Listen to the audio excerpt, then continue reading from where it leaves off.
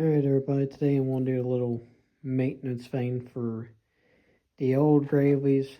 Now, this video is mostly just going to be for if you have an L series or the C series with the Gravely motor. This one's not going to cover the Kohler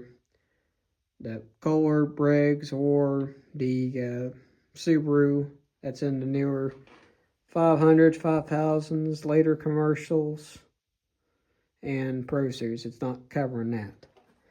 But pretty much this is the biggest part of stuff you'll need for the keep your Graveleys running. One thing I always keep a lot of is spark plugs. Right here is the two numbers you'll need if you have a Gravely. It depends on if it's a 7.6 horse. If that's the case, it uses this Autolite 216. If it's the 6.6 or 5 horse, you're going to need an Autolite 3076. Another thing, this is something that it will go bad, so you might as well keep it. And depending on how you're using it, depends on how fast you're going through it. And that's a head gasket. Now this one, I'd stay away from it because I ended up ordering two of these. These are a rubber covered aluminum gasket. They are very, very flimsy. And you can almost bend them all the way flat together. So I got one uncovered over there that I'm going to try on. One see if they're any good, but I'd stay away from these and stick with either the solid copper, the old style gaskets they sell for them, because you can still anneal them and reuse them, or the multi-layered gasket that you'll find 95% of the time when you look for one. Another big thing you'll need is carburetor kits.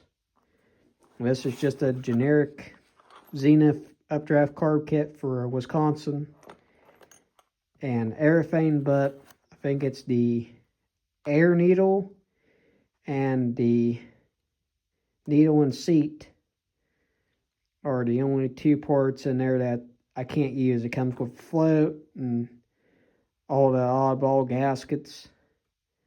And I think these are like $6 or $7 online. Not much. Another thing you'll need is, depending on if you have a 5 horse that's been converted or if it's the original. If you got a 5 horse, it's either going to have this or it's going to have a canister style. And I don't have no one here to show you a canister style, but it's all probably size of your hand. There, it's got two lines going. It's got a line going in and a line coming right back out on the other side.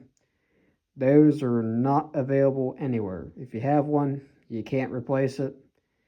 You can go and change it, and I'll show you this right here is what you'd have to find or buy or do or require somehow for it. And you unbolt the original one that was on there.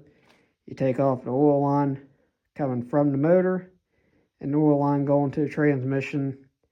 Pop the whole assembly out for this assembly in, and it uses, I'll set this down, it uses these filters. It uses, like I use Supertech 16s or Fran PH8s, but it's your 80s to 90s Ford pickup gas engines. That's what it takes.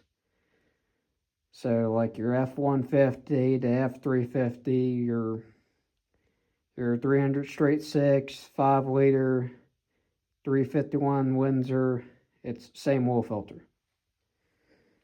Another thing that I know a lot of people overlook with Graveleys is nuts and bolts for everything.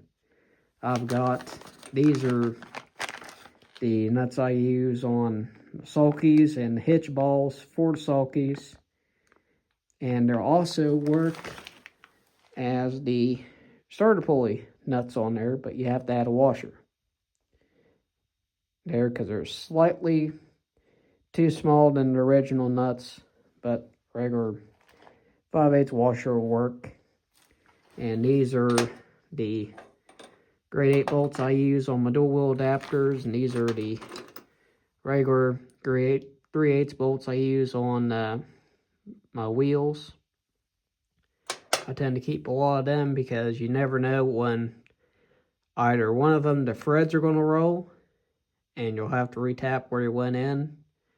Or what I've had a lot is they'll eventually back out and get lost, or you drop one working outside, you can't find it, and then you're having to run to town, try to find a spare bolt. So I tend to keep a good bit of that on hand just in case. Another thing that you don't have to run it, but it does help, is one of these. It don't matter what brand you use. It don't matter if it's Seafoam, their generic brand like this, or some other brand of fuel system cleaner or oil additive. Depends on what you need. I know I use Rinseline. If I go to drain it and it's got real chunky oil in it, I'll use a bottle of Rinseline in it, let it run for half hour and drain it while it's hot, and it'll get a lot of the chunky bits out of it. That I use in fuel when I'm running it all the time. And I also use Stable for the ones